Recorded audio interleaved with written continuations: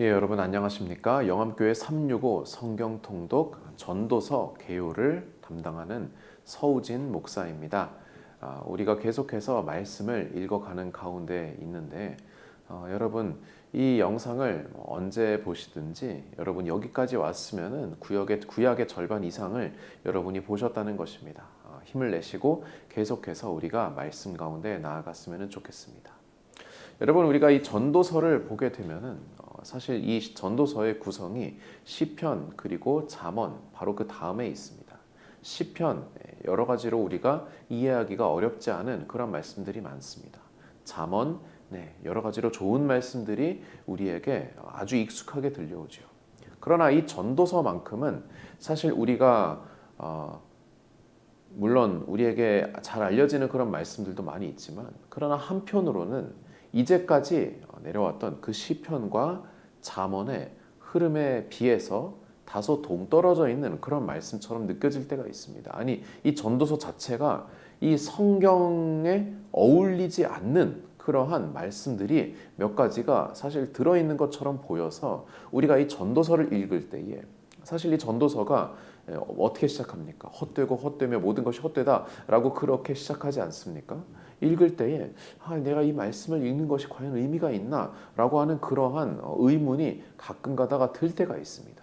여러분 만약에 그러한 의문이 든다고 한다면은 여러분은 전도서를 굉장히 잘 읽으신 겁니다.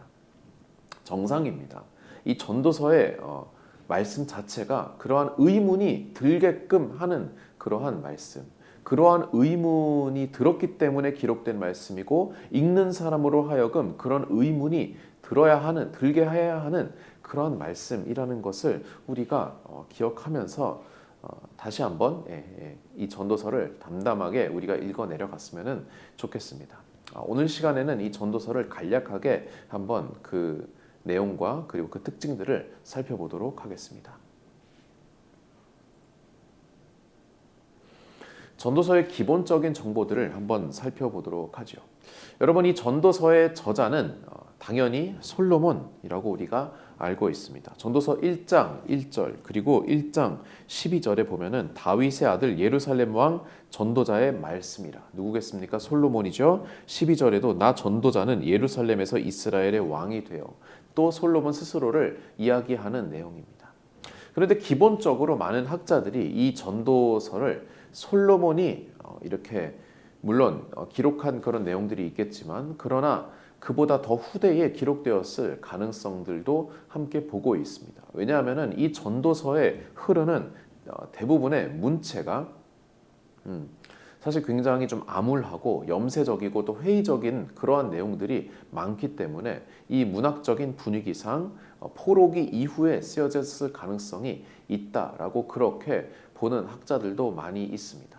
그래서 여러분이 읽으실 때에는 솔로몬이 기본적으로 썼을 것이고 그리고 그 이후에 많은 사람들이 거기에 몇 가지를 더 덧붙였을 것이다 라고 그렇게 이해하시면 되겠습니다. 어쨌든 솔로몬의 그러한 지혜에서 출발하여서 그 지혜에 함께 공감하고 또 살아가면서 많은 것을 경험한 그런 여러 사람들, 여러 지혜자들의 그런 문집이라고 여러분이 생각을 하시면 되겠습니다. 그렇기 때문에 이 기록 시기는 역시 두 가지로 나뉩니다. BC 970년에서 931년 솔로몬의 재위 기간 가운데 쓰여졌을 것이다 라고 그렇게 보여지기도 하고요. 또는 BC 3세기경에 그렇게 쓰여졌을 것이다 라고 그렇게 보는 학자들도 종종 있습니다. 여러분 우리가 책을 누가 썼느냐라고 하는 것이 중요한 것이 아니라 이 책이 기록되기까지 하나님께서 함께 하시고 또 그 책의 저자들 가운데에서도 하나님께서 성령으로 함께 하셨다는 것을 여러분이 믿는 믿음을 가지고 책을 읽어 나아갔으면 좋겠습니다. 계속해서 보시죠. 이 전도서의 중심 내용은요. 기본적으로는 저자의 개인적인 관찰이 들어갑니다. 그리고 관찰에 따른 발견, 그리고 주장, 그리고 격언, 그리고 시의 내용까지 아주 다양하게 들어가고 있습니다. 기본적으로 이 전도서는 지혜에 대해서 칭찬을 합니다. 이 점에서는 잠언과 일맥상통합니다. 그러나 한편으로는 잠언에서는 끊임없이 지혜를 높여서 찬양했지만 그러나 전도서에는 그 지혜의 한계에 대해서도 결국 지혜도 덧없고 헛되다라고 하는 것을 계속해서 이야기합니다. 그렇기 때문에 솔로몬이 이 책을 기록했다는 것에 우리가 더 공감을 하는 것이죠. 세상에서 가장 뛰어난 지혜를 받았다고 하는 그러한 솔로몬이, 잠언의 수많은 그런 지혜에 대한 명언들을 쏟아낸 그런 솔로몬이 이제 말년에는 그 한계를 발견하고, 내가 지혜로웠지만 그러나 그 지혜에 내가 의지하고 교만하게 살았던 것이 후회된다라고 하는 그러한 뉘앙스의 말씀들이 종종 또한 발견되는 것입니다. 이 전도서의 특징을 한번 살펴봅시다. 여러분, 이 전도서는 잠언과 마찬가지로 구조적인 어떠한 기승전결, 그런 질서가 존재하지 않습니다. 기본적으로는 잠언과 같이 그런 격언들을 모아놓은 그러한 편집본이라고 우리가 이해를 해야 할 것입니다. 그리고 이 전도서의 또 하나의 특징은 무엇이냐면은 대중적인 혹은 상투적인 그런 종교 언어를 그다지 많이 사용하지 않는다는 것입니다. 그렇기 때문에 여러분이 전도서를 읽다가 내가 지금 읽는 것이 뭐지? 라고 그렇게 의문이 들 가능성이 있다는 것이죠. 읽다가 보면은 우리가 일반적으로 교회에서 쓰던, 신앙생활하면서 쓰던 그러한 언어들과 그러한 표현들, 소위 말해서 읽으면은 은혜되는 말씀들이 그렇게 많지 않아요. 읽으면서 딱 그냥 한눈에 읽고 은혜로 다가오는 구절들이, 글쎄요, 제가 봤을 때는 한 10구절도 되지 않습니다. 많아야 10구절 정도 되고, 제가 봤을 때는 솔직히 한 5구절 정도밖에 안 됩니다. 그런데 그 이외의 구절들은 굉장히 회의적이고, 다시 말씀드리지만 회의적이고 염세적인 그런 분위기에서 쓰였기 때문에 사실 읽는 우리로 하여금 다소 혼란하게 할 수 있는 그런 여지가 있다는 것입니다. 이 전도서에 흐르는 전체적인 분위기는 무엇이냐면은 확신이 없어요. 여러분 놀랍지 않습니까? 성경에 확신 없이 쓰여진 그러한 말씀이 있다는 것이 굉장히 놀랍지 않습니까? 확신이 없어요. 내가 이렇게도 살아봤고 저렇게도 살아봤는데, 내가 지혜롭게도 살아봤고 어리석은 것들도 많이 봐왔고, 또한 부유한 것들도 보고 비천한 것들도 보고, 이것저것을 내가 다 경험하고 다 보았지만 그러나 확신이 없다 라고 하는 그러한 솔로몬의 굉장히 진솔한 표현들이 그 가운데 등장하고 있어요. 그런데 우리가 눈여겨봐야 할 것은 무엇이냐면, 그럼에도 불구하고 세상에 가장 큰 지혜를 가졌던 솔로몬이 나는 확신이 없다, 나도 잘 모르겠다 라고 그렇게 말함에도 불구하고 마지막까지 그가 무엇을요? 믿음을 잃지 않았던, 창조주 하나님에 대한 그 궁극적인 믿음만큼은 그가 놓지 않았던 그 자세가 여기에서 굉장히 눈여겨볼 만한 것입니다. 전도서의 마지막 장 12장의 13절과 14절을 보게 되면은요, 일의 결국을 다 들었으니 하나님을 경외하고 그의 명령들을 지킬지어다. 이것이 모든 사람의 본분이니라. 하나님은 모든 행위와 모든 은밀한 일을 선악간에 심판하시리라 라고 그렇게 말하고 있어요. 이것은 무엇입니까? 그 앞에 수많은 말들, 수많은 자기의 관찰의 결과들, 모든 지혜를 다 가졌던 솔로몬이 자신의 모든 삶을 통틀어서 분석하고 통찰해냈던 그 일들이 확신 없이 다가오지만, 그 모든 지혜를 가졌던 솔로몬도 나는 잘 모르겠다라고 하는 그런 결론에 다다랐지만, 그러나 그 결론 너머에 그럼에도 불구하고 하나님을 경외하라, 하나님은 심판하신다, 하나님이 답이다 라고 하는 그러한 결론을 내리는 그러한 솔로몬의 자세, 그러한 전도자의 자세가 이 말씀 가운데 우리가 읽어내야 할 내용이라는 것이죠. 어떻게 보면 이 전도서의 내용은 우리의 실질적인 신앙인의 삶과도 같습니다. 이 앞섰던 잠언, 어떻게 보면 우리에게 아주 좋은 그러한 아주 훌륭한 삶의 방향성을 제시해 주지요. 그러나 그 방향성대로 100% 살아갈 수 있는 사람이 얼마나 되겠습니까? 하나님을 사랑하고 이웃을 사랑하는 그 삶을 제대로 살아낼 수 있는 사람이 얼마나 되겠습니까? 결국에 많은 사람들이 이 전도자의 태도처럼 의문을 가지고, 회의를 가지고, 그리고 삶에 확신이 없이 살아가는 일이 훨씬 더 많지 않겠습니까? 그러나 그럼에도 불구하고 나는 믿음을 잃지는 않는다, 나는 하나님을 떠나지 않는다, 하나님은 살아계시고 하나님은 심판하시며 그러므로 우리는 하나님을 경외해야 한다라고 하는 변치 않는 믿음과 결론에 다다르는 그 자세가 이 전도서에서 우리가 읽어내야 할 교훈이 아니겠습니까? 그것이 이 교훈의 전도서의 주제라고 볼 수 있을 것입니다. 이 전도서의 교훈을 조금 더 면밀하게 살펴본다고 한다면요. 기본적으로 인간의 역사에서의 그런 실제적인 진보에 대해서 굉장히 회의적이에요. 인간은 진보하지 않는다는 것이죠.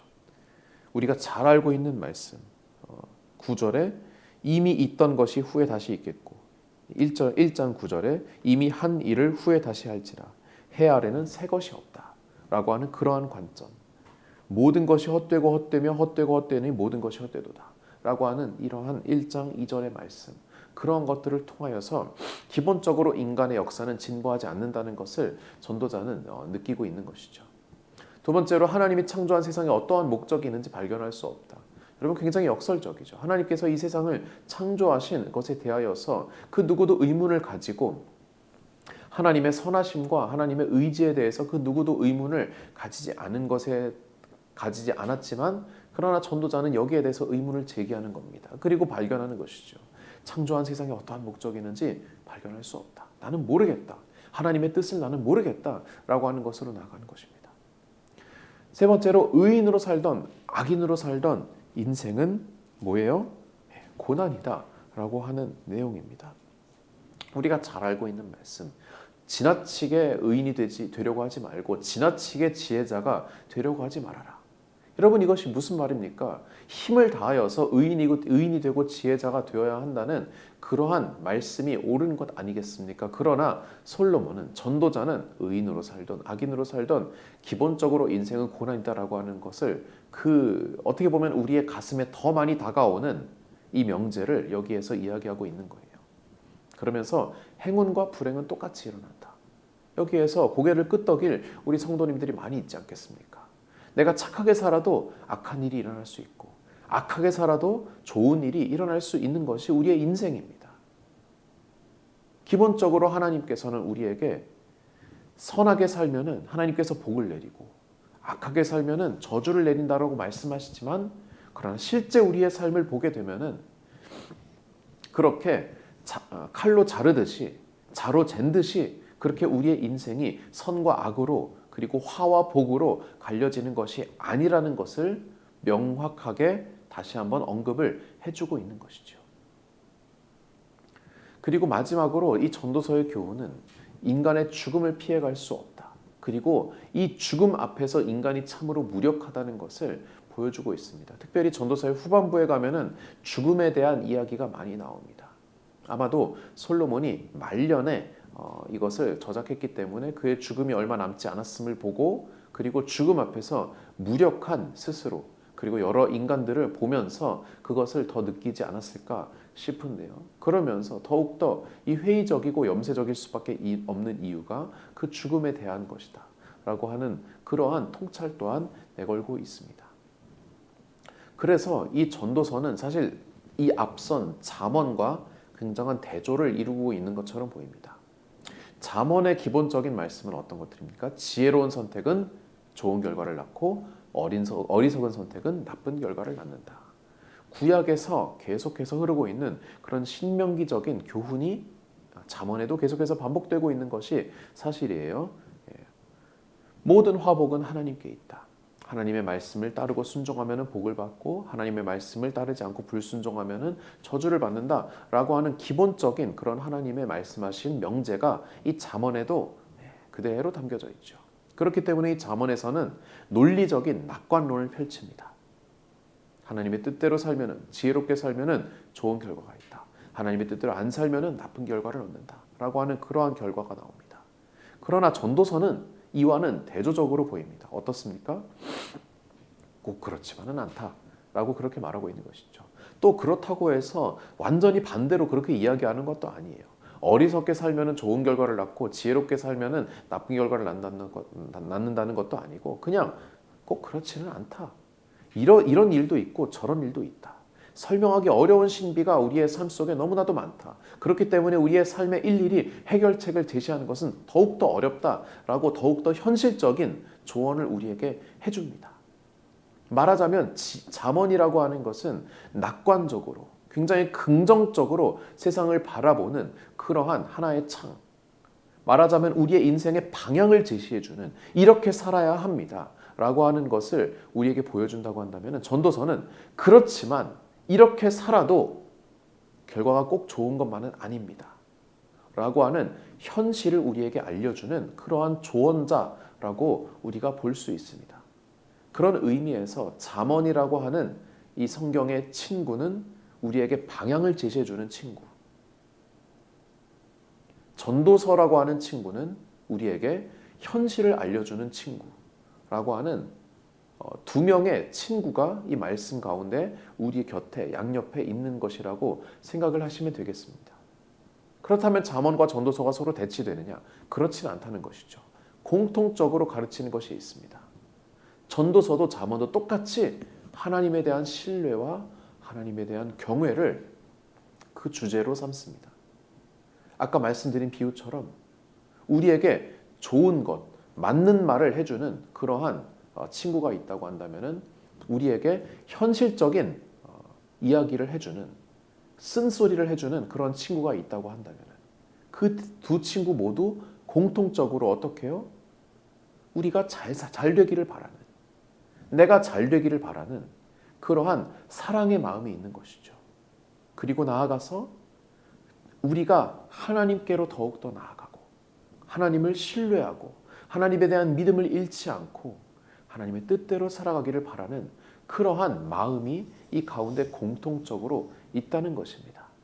그러므로 사랑하는 여러분, 우리가 잠언을 읽든 전도서를 읽든 긍정적인 조언을 받든 현실적인 조언을 받든 똑같이 우리는 하나님에 대한 믿음, 하나님에 대한 경외함을 우리가 잃지 말아야 한다는 공통된 그런 교훈을 얻게 됩니다.